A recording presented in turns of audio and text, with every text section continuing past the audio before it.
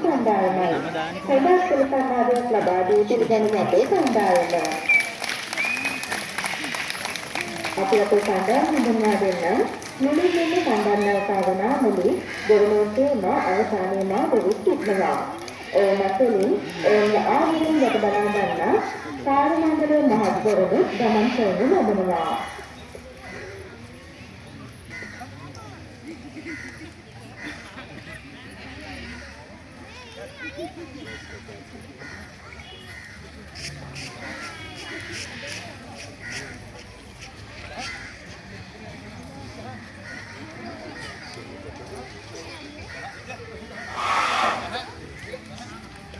ඉතින් දැන් තේරෙන්නේ අපේ නරඹන්න හදවන පොකුණුගේ දැනෙන ආකාරයක ආකාරයේ හැම අත්දැකීම් ගන්නවාදයක් ලබා දෙනවා. දැන් ඉදිරියට යන්නේ නම් පිටපතට ගමන් කරන්න පුළුවන්. ඒක පිටපතට ගමන් කිරීමේදී පිටපතේ ඇති බාධක හඳුනා ගැනීම සඳහා මෞලික කතාවේ කරගන්නේ ලෞකිකයි. ඉතින් දැන් අපේ නරඹන්නට වගේම අපිට දුන්නා පොළොවට කුංචි අනිපස්ස කියලා මෙන්න මෙහෙම යාදින්න පුළුවන් කියලා. ඔබගේ වෙනස්කම් කරනවාදයක් හදාගන්න.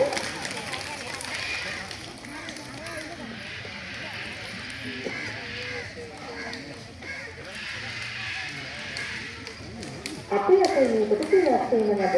තහනේද? බලන්නකො අපේ අලියමනේ මොකද කියන්නේ කියලා. එයා කියන්නේ එයාලට මේකට පහක් තියෙනවා කියලා.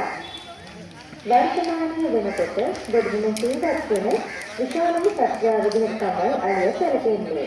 ඒ නිසාම ඕන් දෙකක් දෙකම නම් කරලා තියෙනවා. ආසියානු සහ ආෆ්‍රිකානු කියලා. ආසියානු අලියේ ඉදිරිපාදයේ කොට පහක පිටපත පාරේනීකට හතරකට එක්ක ඔක්කොටමයකට තුතන්නේ 18යි. හැබැයි අප්‍රිකානු අලියේ නම් මේක වඩා වෙනස්. ඔවුන්ගේ ඉදිරිපාදයේකට හතරක පිටපත පාදයේකට තුනකට එක්ක ඔක්කොටමයකට තුතන්නේ 14යි. අපේ අරියානට ශ්‍රී ලංකාවේ මහන්සි හිතලද සමග ඉතින් මේ සෝදානම පොඩ්ඩක් දිනවලදී නගා ගන්නයි. සිරිතාවෙන් සැපෙන්නතරින් ප්‍රතිමකාරයක් නිදාගන්න ලබන්නේ නැහැ. පැය දෙක තුනක් වගේ ඉතා පොඩි කාලයක්. අලියෙක් රෝගී වුණ අවස්ථාවක නම් මෙන්න මේ විදිහට දිනවලදී නිදාගන්නේ නැහැ. ගහකට වාඩි වෙලා තමයි නිදාගන්නේ. ඒ මොකද මේ විෂය ශරීරයේ සම්බරතාවයේ තියාගෙන නැගිට ගන්න අපහසු වෙන නිසා.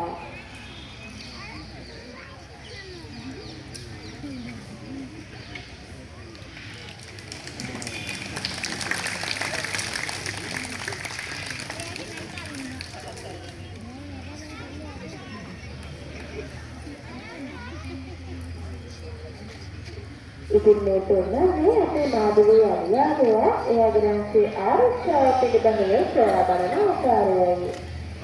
අනිත් කියන්නේ රාष्ट्रीय ජීවත් වෙන කප්පකට්ටාකට මාත්‍රමෝ රාष्ट्रीय මාතෘමෝදිත වෙනවා. මේ වගේ ඉරියව් හැසිරීම ප්‍රධානික පරිසරයේ ජීවත් වෙන අලිතුල අහඹ ලෙස දැක බලා ගැනීම හැකියාවක් ලැබෙනවා.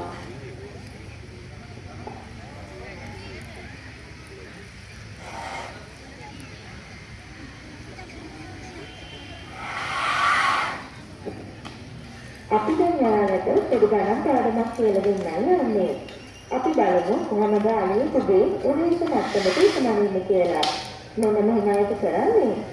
මුලින්ම අලියෙකුගේ ඉදිරි පාදයේ රටක් ප්‍රමාණය දැනගන්න. ඊට පස්සේ එන අගය දුකින් වැඩි කරන්න. එතකොට උත්තරය තමයි ඒ අලියගේ උණුසුම මට්ටමට වෙන්නේ. ඔයාලා කලේ කවදගෙන යද්දී අලියෙකුගේ ඉදිරි පාදවලට දැක්කොත් මෙන්න මේ ක්‍රමයෙන් නගින්නවට පුළුවන් ඒ අලියෙකුට කරන්න. ඒ වගේම මේ නිරම් ක්‍රමය ශ්‍රී ලංකාවේ ජන සමාජයේ විසින් නරඹන්නේ කරන සම්මත නිරම් ක්‍රමයක්ද වෙනවා.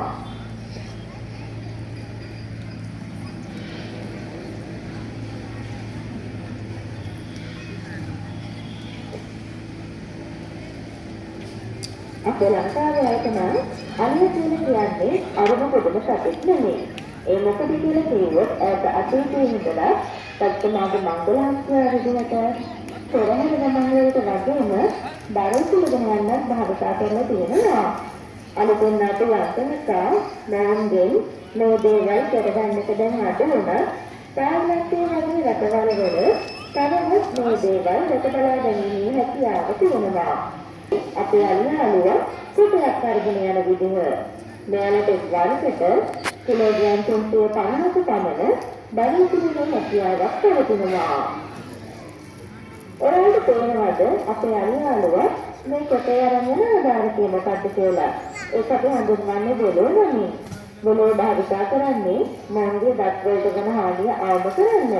ඒ වගේම බොලෝ සකස් කරලා තියෙන්නේ සිතුල් දෙවි ආධාරයෙන්.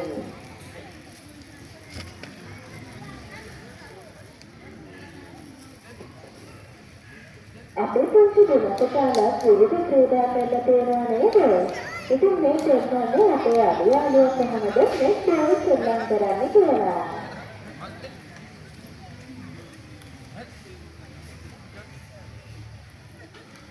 ඒ පරිස්සමෙන් සාර්ථකව දකුණක් ලබා ගන්නවා.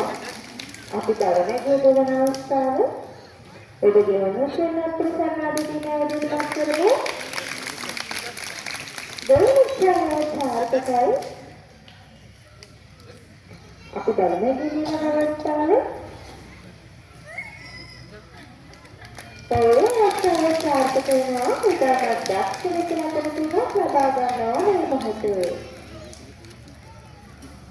අපිට ආහාර ගන්නවානේ. ඉතින් මේ තේරෙන්නේ කොහොමද අපේ අලියාලේ ආහාර ගන්න කියලා. ජාතික සත්වෝද්‍යාන දෙපාර්තමේන්තුවෙන් දිනකට අනුවකට කිලෝග්‍රෑම් 250ක පමණ ආහාර වේලක් ලබා දෙනවා.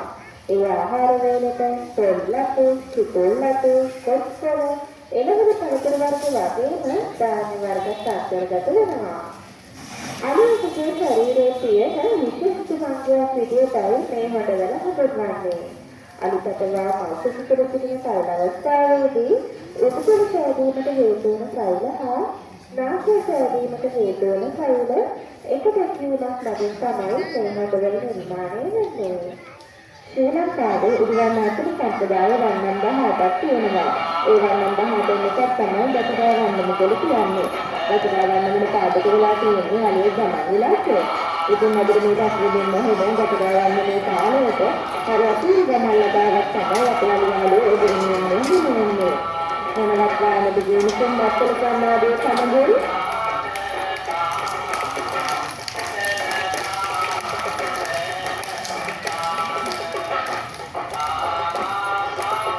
සදායි මේකේ හැකියාවන් සමගින් අද දෙන්නගෙනට අලිමුතුරු හඳ ලොකුකින් විනායට පත් වෙනවා.